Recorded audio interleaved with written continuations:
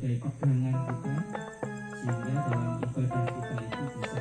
Bapak Ibu rahimakumullah, tema kajian kita pada pagi hari ini adalah al-wala wal bara, makna dan implementasinya. Dan alhamdulillah Ustadz Anang Fatur Rahman sudah hadir. Marilah sama-sama kita dengarkan kajian dari beliau, kita pahami dan insya Allah kita amalkan dalam kehidupan kita sehari-hari. Marilah kajian pada pagi hari ini kita awali dengan membaca basmalah bersama-sama. Bismillahirrahmanirrahim. Kepada Ustadz Anang, monggo kami persilahkan.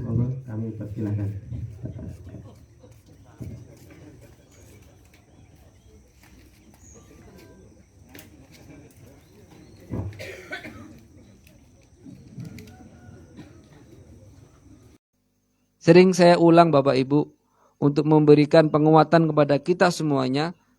Bersyukur Bapak Ibu di pagi hari ini panjenengan rawuh di majelis ilmu. Kalau di hari ini, di jam seperti ini, kita berada di luar majelis ilmu, mungkin beda ceritanya. Mungkin ada yang malah ngerasani orang lain, mungkin ada yang melakukan keburukan. Tapi kalau di majelis seperti ini kan, minimal mulai 5:30 sampai 6:30 kita tertahan untuk tidak berbicara yang buruk. Tertahan untuk tidak melakukan sesuatu yang negatif. Ini satu kenikmatan. Kalau kita menyibukkan diri kita dengan ketaatan, insya Allah peluang untuk melakukan keburukan itu terkikis. Kesempatan setan untuk menggoda kita semakin kecil.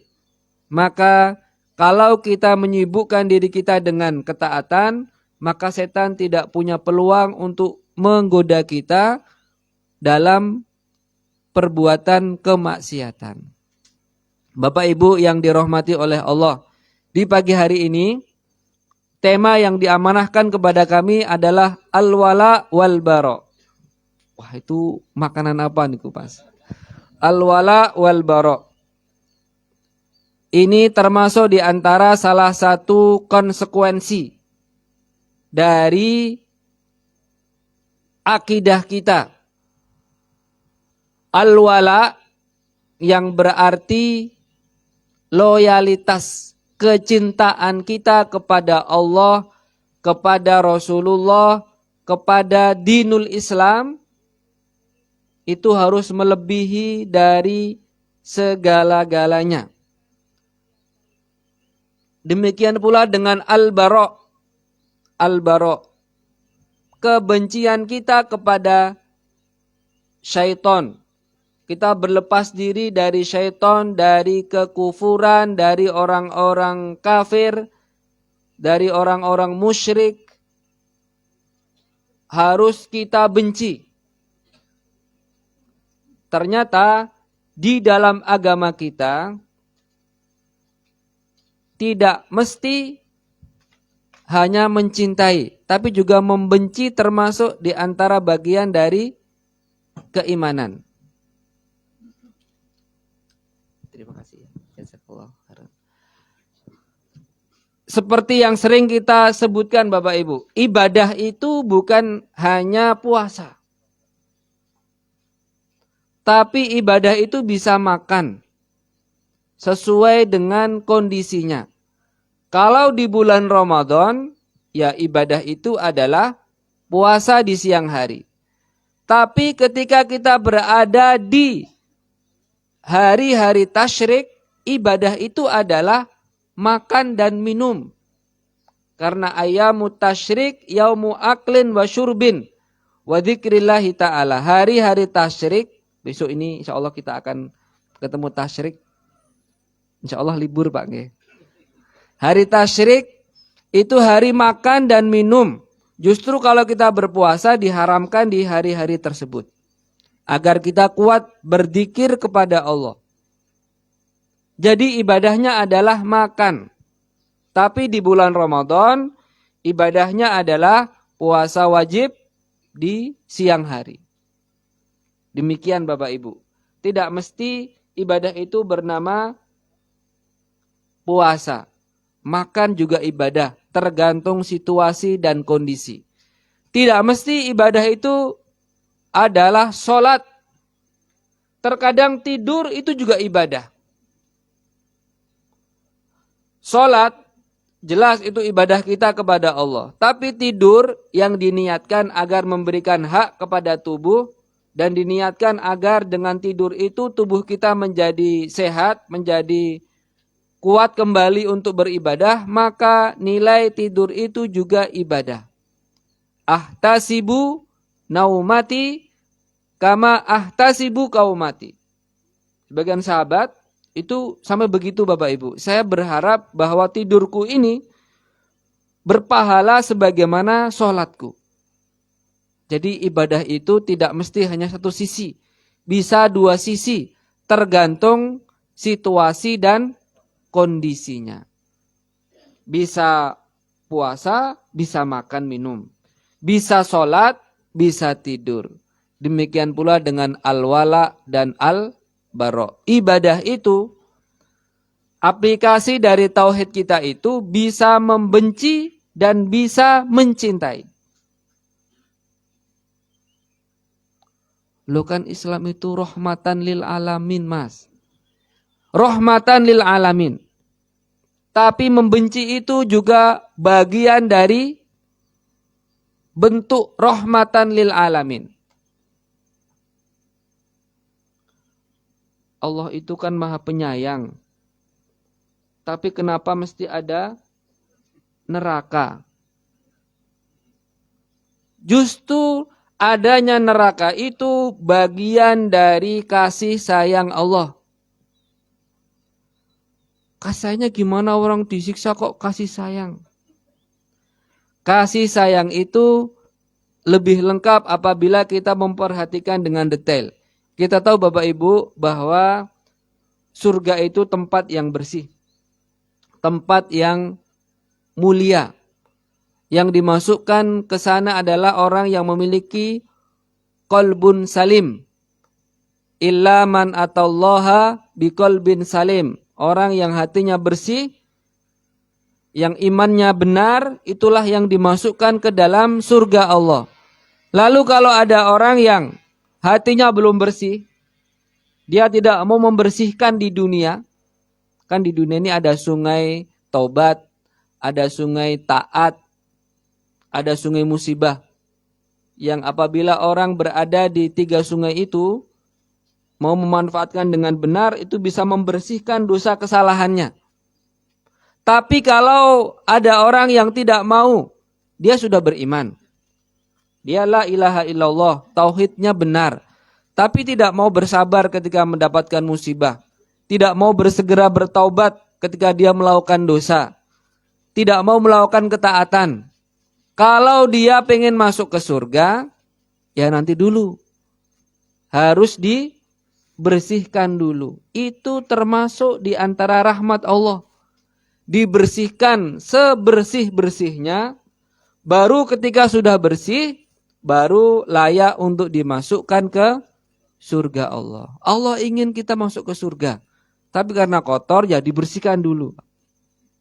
Itu termasuk di antara kasih sayang Allah. Ya kita sendiri yang memilih kenapa kita melakukan perbuatan dosa tapi tidak mau bertaubat.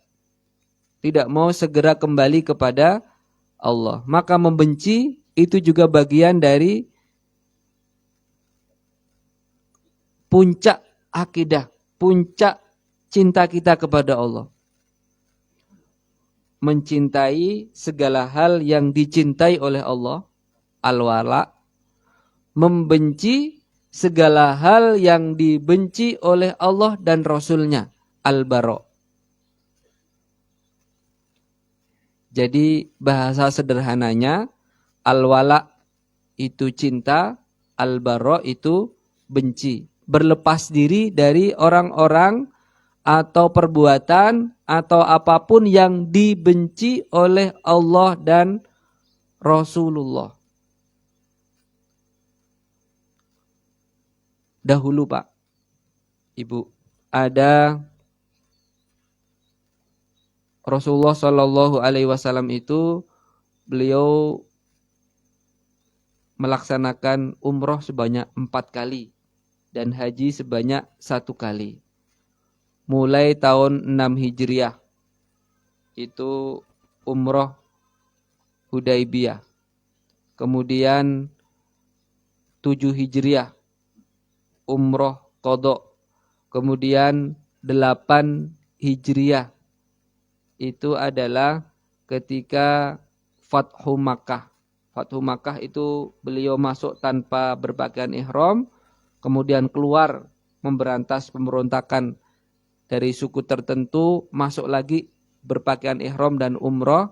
Yang ketiga adalah tahun 10 Hijriah bersama dengan haji wada beliau. Karena haji beliau haji kiron yang menggabungkan antara haji dengan umroh sekaligus. Sehingga umrohnya terhitung 4 kali, hajinya sekali. Pertanyaannya Bapak Ibu, tadi kan 6, 7, 8, dan 10. Mana yang tahun ke-9?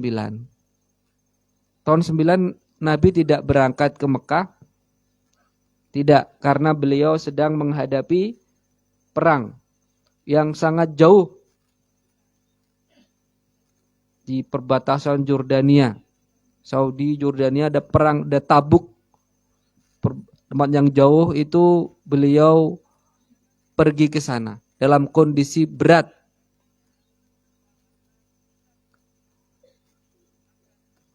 Seperti biasa Bapak Ibu, ketika Rasulullah Shallallahu Alaihi Wasallam kembali dari bepergian jauh, kembali dari peperangan, pertama yang beliau lakukan adalah menuju masjid terdekat dari rumah beliau.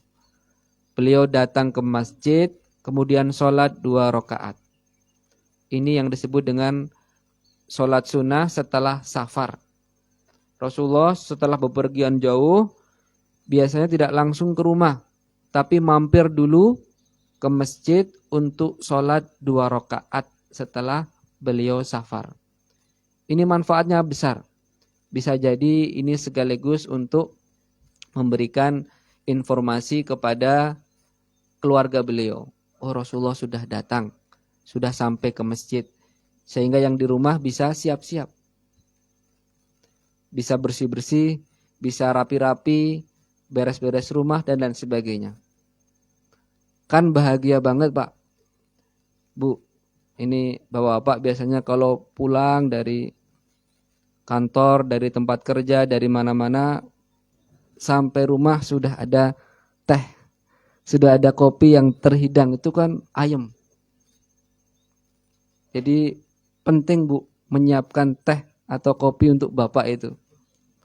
Sederhana tetapi ini luar biasa. Bukan masalah teh atau kopinya, tapi siapa yang membuatkannya Pak. Gitu. Disiapkan oleh ibu itu luar biasa. Ya. Lelahnya itu tergantikan. Ya, lelahnya tergantikan. Maka Rasulullah Shallallahu Alaihi Wasallam beliau datang dulu ke masjid, sholat 2 rakaat, maka keluarga beliau mempersiapkan rumah, mempersiapkan diri dengan baik. Agar ketika Rasulullah datang itu sudah kondisinya baik. Coba kalau datang kok amburadul, terus jangankan ada teh, jangan ada kopi, lalu apa namanya,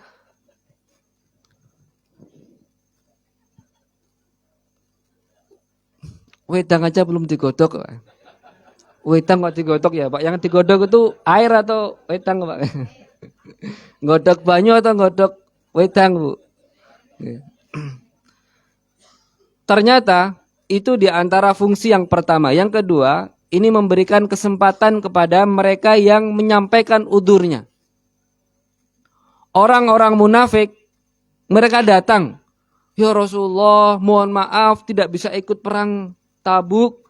Posisi saya sedang panen, sedang sakit, sedang agak tidak enak badan. Ini kan apa namanya? Alasan. Rasulullah menerima semua alasan itu, Pak. Rasulullah itu setiap orang beralasan diterima. Adapun apa yang dibalik kebohongannya itu terserah Allah nanti yang menilai. Ma'alal muhsinina min sabil. Ada orang izin, mohon maaf tidak bisa datang karena sedang agak kurang enak badan. Ya sudah diterima saja. Tidak usah kita jauh-jauh. Kok tadi kelihatan di pasar, kok tadi kelihatan di... Enggak usah Pak. Orang sudah menyampaikan udzur, ya sudah kita terima saja. Tidak perlu kita menjauhkan pikiran kita untuk berprasangka yang lain-lain. Hatta kita sebenarnya tahu kondisi dia. Sebenarnya dia tuh nggak sakit-sakit banget. Tapi ya sudah. Orang udzur ya kita terima apa adanya. Apakah Rasulullah tidak tahu? Rasulullah tahu. Orang-orang munafik menyampaikan udzur itu. Tapi apa yang dibalik hatinya diserahkan kepada Allah. Balil insanu ala nafsihi basiroh. Sebenarnya orang itu terhadap diri sendiri itu kita tahu. Walau alqa ma'adhiroh. Meskipun dia menyampaikan udzur-udzur itu. Kita tahu kok Pak, sebenarnya diri kita itu mampu. Cuman ya alasan aja. Orang alasan ya terserah. Kita terima. Rasulullah menerima semua alasan orang munafik. Ya sudah. Saya terima, dibaiat kembali. Adapun kebohongannya Allah yang menilai. Itu orang munafik diterima begitu. Tapi ada sahabat Pak. 3 orang. Ada Ka'ab bin Malik. Ada Hilal bin Umayyah. Ada siapa lagi? Murarah. Murarah bin Robi. 3 sahabat itu bingung Pak. Mau menyampaikan udzur apa? Ini sahabat sejati Pak. Tapi mereka tidak ikut perang. Melawan perintah Allah dan Rasulnya itu kemaksiatan. Melawan Allah dan Rasulnya itu kemaksiatan. Atiullah wa atiur Rasul wa ulil amri minkum. Bedakan Pak antara atiullah wa atiur Rasul wa ulil amri minkum. Ketika atiullah wa atiur Rasul ada kata-kata atiu, taati. Tapi ketika ulil amri minkum tidak ada kata-kata atiu. Ngikut ke sebelumnya. Artinya ketaatan kepada Allah dan Rasulnya itu mutlak tanpa syarat. Sementara ketaatan kepada ulil amri itu diikat dengan syarat sesuai dengan Allah dan Rasulnya. Makanya ketika diminta untuk berperang, laki-laki, ketika ada yang tidak ikut berperang, maka itu memaksiati Allah dan Rasulnya.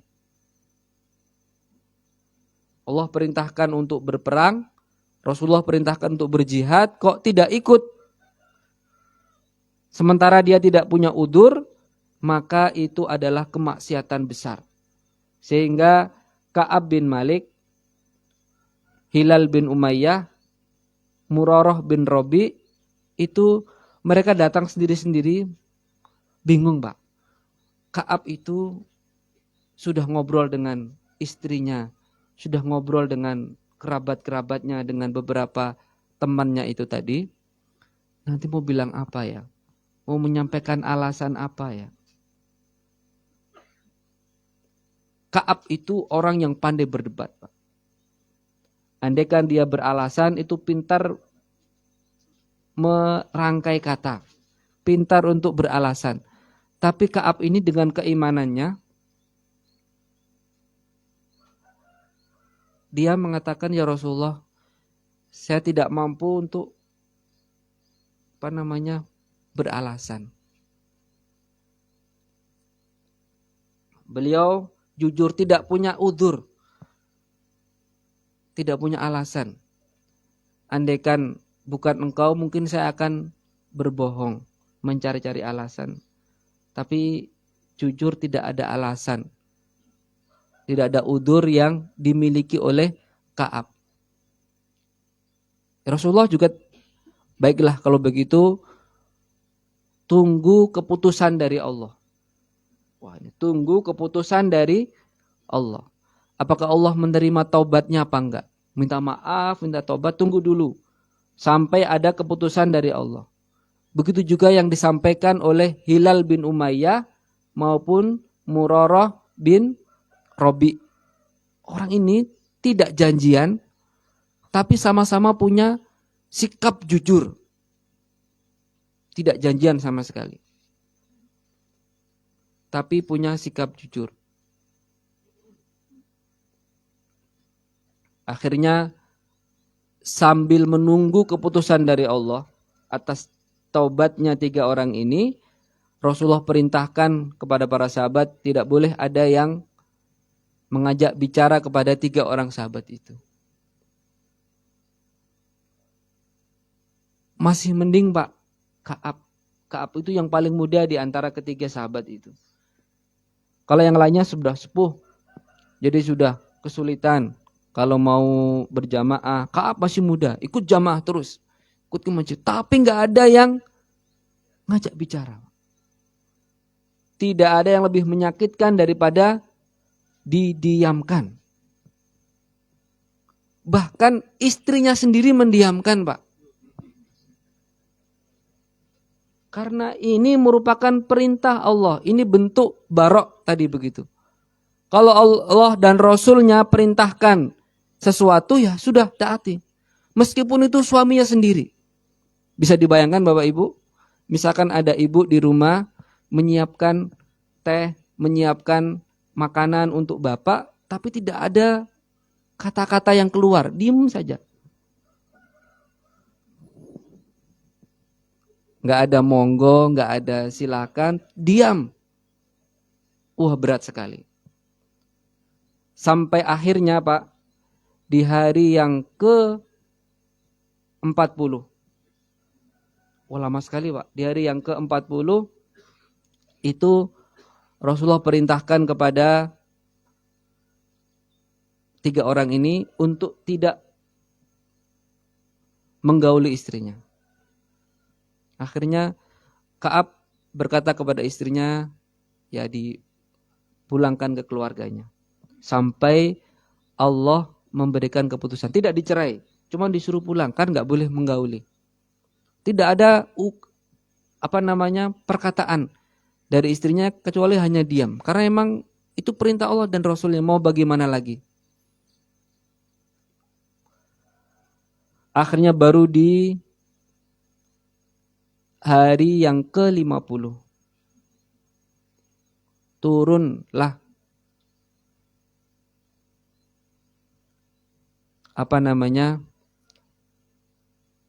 ampunan dari Allah Subhanahu wa taala. Laqad taballahu 'alan nabiyyi wal muhajirina wal ansaril ladzina tabauhu fi sa'atil usrah. Allah telah menerima taubatnya para nabi, Nabi Muhammad, orang muhajirin, orang ansor yang mengikuti mereka, yang juga berperang di waktu-waktu yang sulit termasuk perang Tabuk itu. Wa 'alas salasatil ladzina khulifu. Dan juga kepada 3 orang yang tertinggal tidak ikut perang tadi itu. Oh, itu sahabat gembira Pak. Sebenarnya mereka itu teman baik, Abu Qatadah itu bahkan kerabat, saudara. Tapi enggak bicara selama 50 hari. Itu kenapa? Karena Allah dan Rasulnya menghendaki begitu. Itu disebut dengan al-bara. Para sahabat itu luar biasa. Bahkan ketika sudah diterima taubatnya, mereka mendatangi Pak. Karena tidak ada yang ingin ngajak bicara, mereka itu berada di atas bukit Pak. Mereka beristighfar, mohon ampun kepada Allah, bersujud kepada Allah. Oh, saking senangnya sahabat-sahabat itu, ada yang naik unta, ada yang lari. Ka'ab, bergembiralah. Karena Allah telah menerima taubatmu. Maka Ka'ab itu sujud Pak, langsung sujud. Syukur kepada Allah, berterima kasih diterima taubatnya. Saking senengnya Pak, bajunya itu dicopot, diberikan kepada yang membawa kabar gembira itu. Saking bahagianya, karena senang ingin memberikan apresiasi, sudah diambil bajunya diberikan. Padahal cuma satu bajunya. Nah, karena terus pinjam baju yang lain untuk menemui Rasulullah Shallallahu Alaihi Wasallam. Ketemu Rasulullah langsung tersenyum Pak dengan Ka'ab. Abshir bi khairi yaumin marra alaika mundu waladatka ummuka. Bergembiralah wahai Ka'ab, di hari terbaik semenjak engkau dilahirkan oleh ibumu, inilah hari terbaik di mana Allah menerima taubatmu. Kadang-kadang taubat itu bisa menjadikan orang lebih baik dari sebelumnya. Siapa yang mengenal Ka'ab sebelumnya? Tapi setelah peristiwa itu, setelah kejujurannya, setelah taubatnya, bahkan diterima oleh Allah, Ka'ab menjadi masyhur. Bahkan disebutkan dalam Al-Quran, meskipun tidak ada namanya, tapi wa ala salasatil ladina khulifu. 3 orang yang tertinggal tidak ikut perang itu, diterima taubatnya oleh Allah, yaitu ya Ka'ab, Hilal, dan Murarah. 3 orang itu.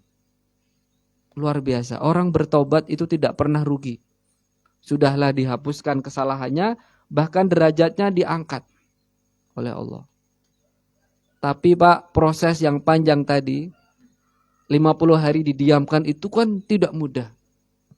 Selama itu Pak, dalam kondisi dikucilkan, tidak ada yang ngajak bicara, ke pasar juga orang semua diam. Tidak nyauri Pak.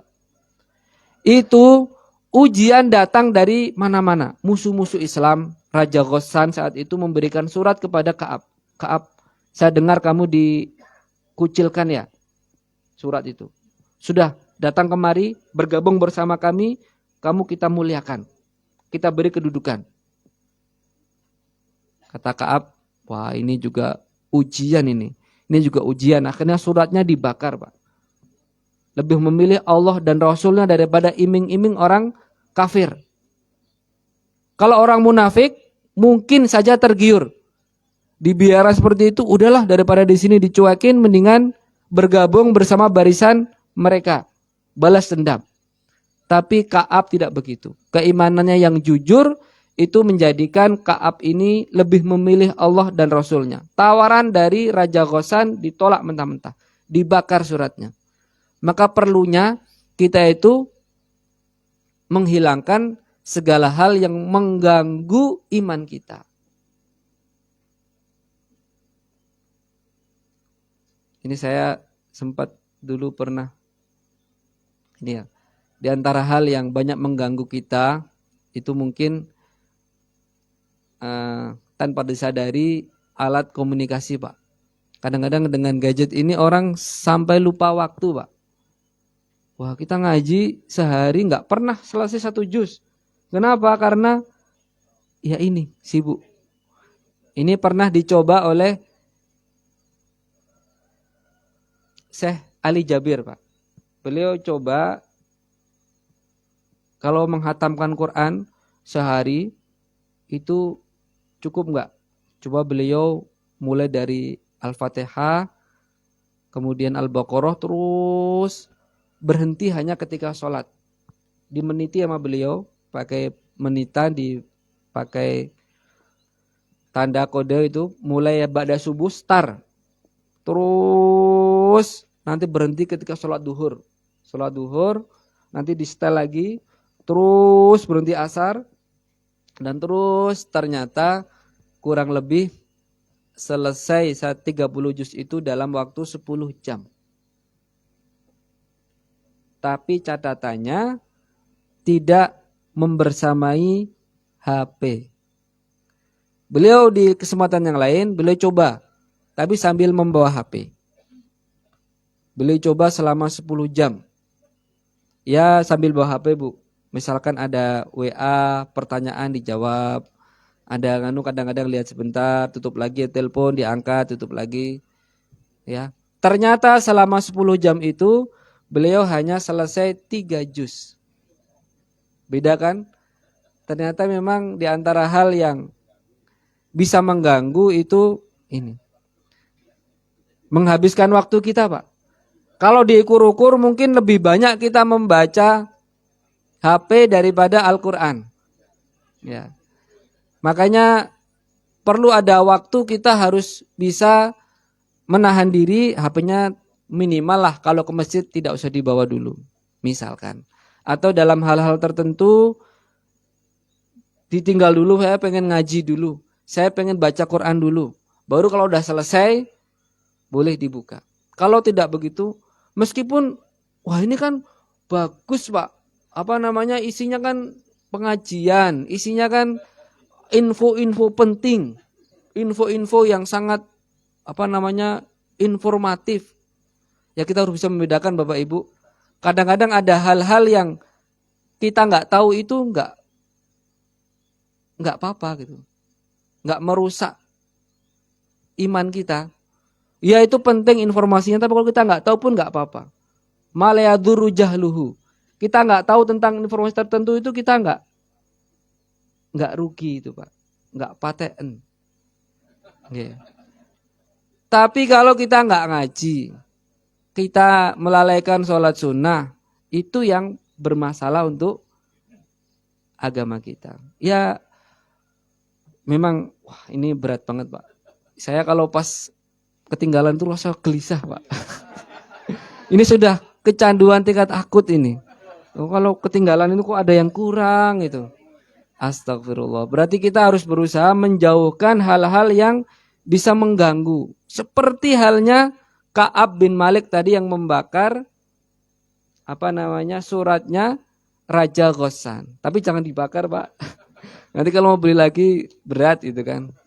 Ya cukup melatih diri kita untuk tidak larut. Ya, apalagi kalau udah masuk di grup perdebatan, percakapan, wah kita ingin mengikuti terus, wah itu nggak habis-habis. Nggak habis-habis. Maka kita ganti, Pak, WA itu dengan wawasan Al-Quran, Pak. WA dulu pokoknya, wawasan Al-Quran dulu. Ya, kalau sudah 1 juz misalkan, ya sudah bisa yang lainnya. Itu kan rugi nanti. Ketika di Yaumul Hisab, lebih banyak baca WA-nya daripada membaca Al-Qurannya. Mungkin ini Bapak Ibu sebagai pengantar, nggih. Ini diantara praktek bentuk al-wala dan al-bara. Ya, mencintai apa yang dicintai oleh Allah, membenci apa yang dibenci oleh Allah, termasuk kepada kekufuran, Pak. Boleh nggak kita membenci orang kafir? Kalau mencintai orang kafir boleh apa tidak? Ini bagus, Pak. Ini karena bagus saya tambahkan dikit sekali. Profesor Dr. Sulaiman Ar-Ruhaili itu membagi cinta kepada orang kafir itu menjadi 3 macam. Yang pertama, cinta karena kekafirannya. Dia orang kafir, kita sepakat dengan kekafiran, enggak masalah, wong saling menghormati, kita mencintai mereka meskipun karena kekafirannya, maka ini tidak boleh. Bahkan ini masuk ke dalam kekufuran. Mencintai orang kafir karena kekafirannya, kekufurannya. Ini kufur. Yang kedua, mencintai orang kafir karena ada kebaikan tertentu. Misalkan dia rekan kerja kita.